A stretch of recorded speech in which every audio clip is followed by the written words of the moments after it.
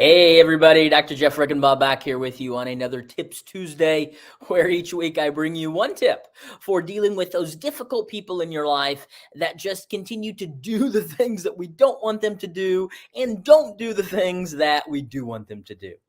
In today's video, we pick up where we left off on tips for dealing with bullies specifically, and we find ourselves at tip number 5 for dealing with the bully, which is simply get good at setting boundaries. Get good at setting boundaries. I think many of us are familiar with the phrase, oh, we teach people how to treat us. But how does that work exactly? Well, that works by when we either, one, fail to set a boundary whatsoever, or number two, we set a boundary, but we fail to follow through with it. And by doing so, we teach the person that it's okay to treat us in that way. So maybe it's in the workplace setting. Maybe it's that bully who continues to sort of dump their work off on you and not do their fair share.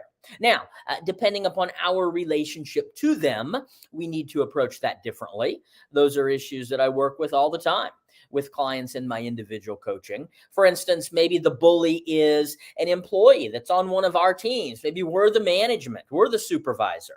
Okay, and so in that case, we may deal with it significantly differently than if we are the employee and the bully is the supervisor. And we may deal with it in a different way yet if it's just sort of a coworker of ours, sort of somebody equal in terms of power dynamic.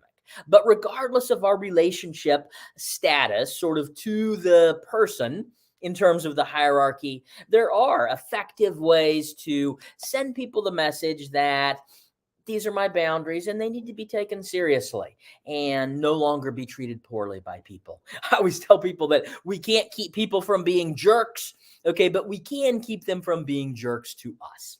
Maybe it's not in the workplace. Maybe it's in your personal life. Okay, so these principles are true across the board. Maybe it's with a parenting relationship. Maybe it's in a romantic relationship. Whatever the context of the relationship, if we tell the person behavior ABC is not acceptable, but yet they continue to do it and we continue to allow it, well, then we continue to send the message that I didn't really mean what I said. It's okay to violate my boundaries. And we continue to teach them, in effect, to treat us in that way. To get my entire top 10 tip sheet for dealing with bullies or to watch the free webinar on dealing with difficult people of all kinds, click one of those links below. Also, if you find this free social media series helpful, I really appreciate it. If you'd like, subscribe or share so that others can benefit from it as well. Otherwise, hope everybody has a great week, and we'll look forward to seeing you next Tuesday.